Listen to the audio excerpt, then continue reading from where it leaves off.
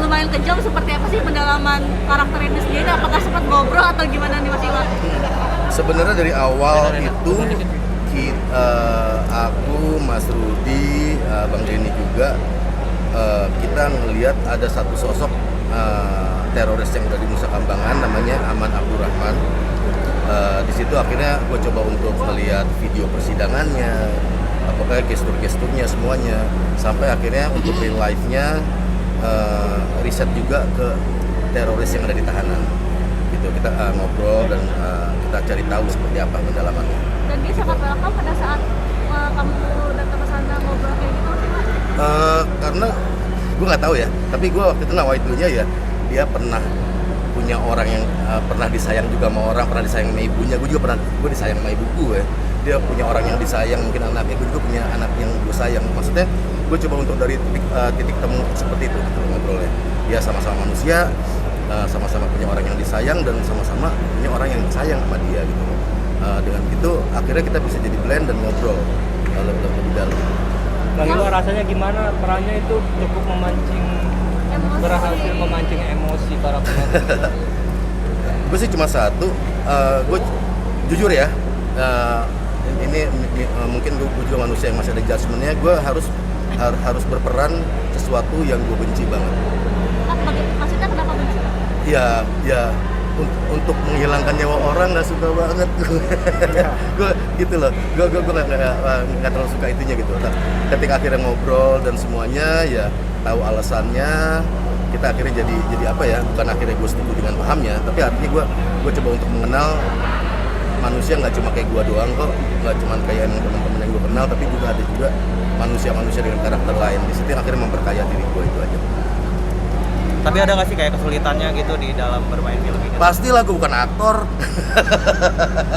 Tapi Kalau Bang Edward tuh canggih dia. Ya gue cuma emang Mas Rudi ngasih kepercayaan ke gue, dan gue nggak mau ngecewain kepercayaan yang udah dikasih ke gue, itu aja kok. Ketika emang kita sama, ketika emang bermusik, ketika emang di atas panggung, gue meminjamkan badan, pikiran, dan energi gue ke pekerjaan yang emang sedang berjalan, itu aja. Gimana kah perasaannya berhasil memerankan pemeran yang di luar dari karakternya Bang Iwan? Aku nggak tahu berhasil apa enggak. Yes. Sampai sekarang aku nggak pernah tahu. Berhasil. Ya, kalau emang ada berhasil ya mungkin aku sendiri ngelihat tadi emang masih banyak mesti belajar banyak banget. Namanya emang udah lama di dunia acting ya. Kalau emang itu akhirnya pesannya nyampe, buat aku itu bonus banget. Itu bonus banget. Terima kasih banget, alhamdulillah. Ada vibrasi yang akhirnya dari pekerjaan ini yang bisa kita bagi ke teman-teman yang nonton itu. Mas Iwan lebih banyak sharing dengan siapa? Lebih banyak sharing dengan siapa untuk acting sendiri? Banyak Terutama semua. Di ruang ganti sama Bang Edward, sama Mas Niko. Kadang-kadang emang kalau kita lagi nunggu apa sih acting Kita itu, nge-blend gitu. Kita ngobrol apa aja gitu. Kadang nggak melulu pekerjaan. Apalagi gue di situ, gue selalu menempatkan diri gue ke kilometer 0 lagi gitu ya, gue rookie. Gue mesti ngosongin take off gue, dan gue mesti ngisi dari orang-orang yang punya pengalaman ini gitu loh. Gue banyak sama Mas Rudi juga, terutama gitu ya. Dari mungkin kalau cuma riset dari sendiri, dari buku lah, dari apa. Cuman gue rasa interaksi sama orang yang punya jam terbang lebih tinggi buat belajar itu penting banget. Mas Edward biasanya apa sih yang di-sharing berdua dengan Mas Iwan ketika di lokasi syuting ya? Kita berbagi ya, seperti kata kita punya satu visi yang sama, skenario, kita punya waktu yang cukup panjang, itu yang paling penting. Untuk kita bedah dan transformasi gitu. Jadi bukan cuma sekedar kita dapat skenario, baca doang terus syuting, enggak. Tapi nyawa dari setiap kata, dari setiap kalimat, dari setiap scene, dari setiap plot itu kita harus pahami betul-betul gitu. Dan kita punya sutradara yang sangat berpengalaman dan hebat, dan kita bisa merasakan energi sutradara itu visinya mau seperti apa. Jadi kita bisa menyinergikan energi kita untuk meng-create itu. Dan yang paling penting dalam proses ini adalah komunikasinya jalan banget di semuanya. Jadi nggak ada yang terlalu tinggi, nggak ada yang terlalu rendah, nggak ada yang terlalu apa. Kebetulan juga saya belum nonton ya, baru nonton nanti malam, tapi yang jelas dari proses yang udah jalan, saya percaya bahwa karya ini akan memberikan suatu nyawa yang berbeda aja sih. Waktu acting pemukulan aja, mukul Bang Edward, itu kita benar-benar briefing dulu ya. Yes. Ini gini gimana, karena I'm a rookie man. Jadi bisa dibilang adalah di antara pemain semua tuh biasanya pemain punya ego ya. Itu seniman lah, seniman punya ego masing-masing. Di sini tuh semua less ego.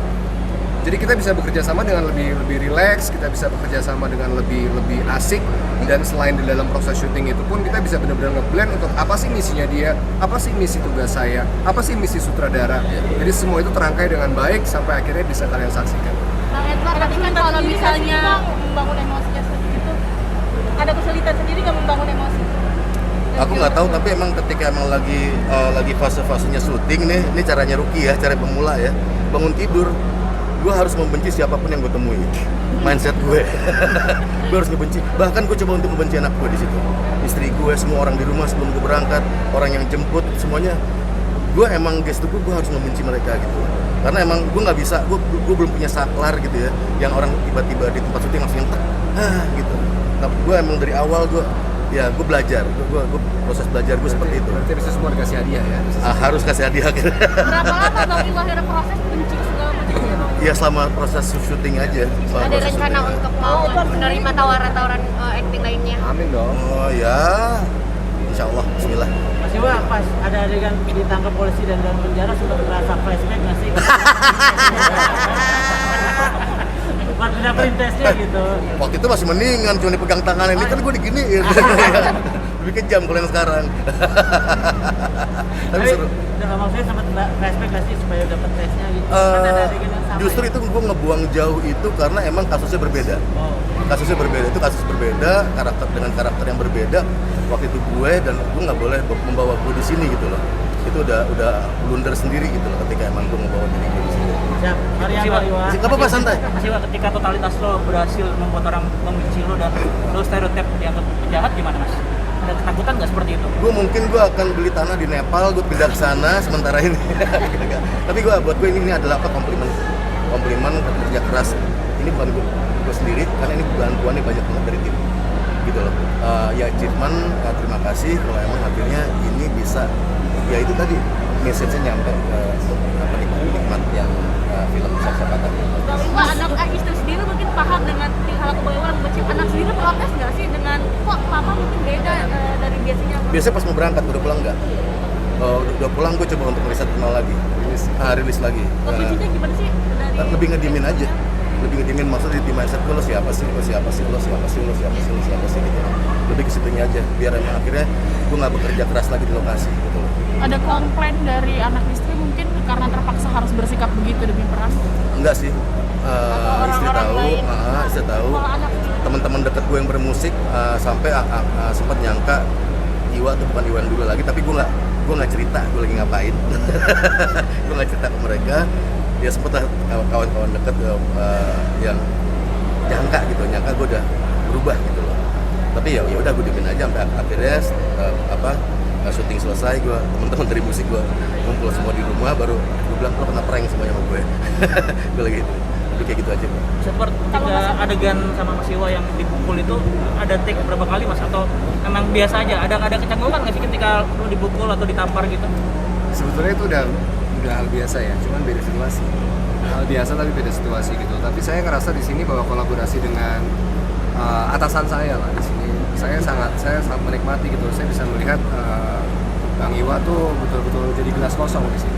Jadi saya bisa menikmati berkomunikasi dengan dia, terus scene by scene kita juga bisa ngobrol, kita create bareng segala macam. Karena dua-duanya saya juga main musik loh. Jadi kita sama-sama musik, jadi kita bisa ngerti gitu loh gimana mau tempo, gimana kita mau taruh verse, gimana kita mau taruh chorus, dinamikanya seperti apa. Itu sangat ngebantu gitu, dan itu memang salah satu bekal dasar acting untuk seorang aktor. Tapi dimensi berbeda apa sih yang lo dapatkan ketika lo menjadi seorang teroris Mas? Apa? Situasinya lain sekali. Gak usah jangankan skenarionya ya. Kita masuk setnya aja tuh vibe-nya udah luar biasa. Dan baru sekali saya selama ini syuting itu kantor polisi Polres itu sampai digosongin hancur itu cuma di film ini gitu loh. Betul-betul berani gitu loh, kaca hancur apa semua segala macam. Saya mikir ini apa karena Mas Rudi anaknya polisi atau gimana?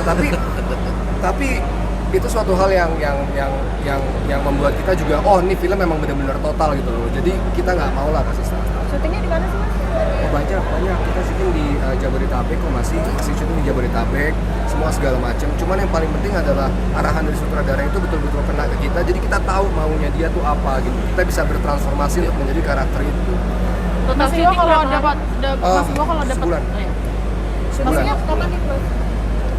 Kalau dapat Ya. Syutingnya mulai kapan? Syuting mulai bulan Januari, Desember akhir sih sebenarnya. Desember akhir sampai Februari awal. Nah, syuting itu. Ya itu. Jadi Mas emang Iwa, sebulan lebih dikit lah. kalau dapat tawaran misalnya peran jahat atau antagonis lagi yang butuh skill Gue yang lebih pengen mau meranin bucin sebenarnya gue. Capek gue gini. Enggak. Gue masih belum tahu. Gue masih belajar ya, kalau emang ada tawaran apapun, gue akan belajar untuk itu aja. Gue nggak kan belum di fase pilih-pilih. Bang, Ya, itu proses panjangin jenggot berapa lama tuh bang? ketika syuting itu di akhir Desember, gue mulai dari sekitar bulan Agustus.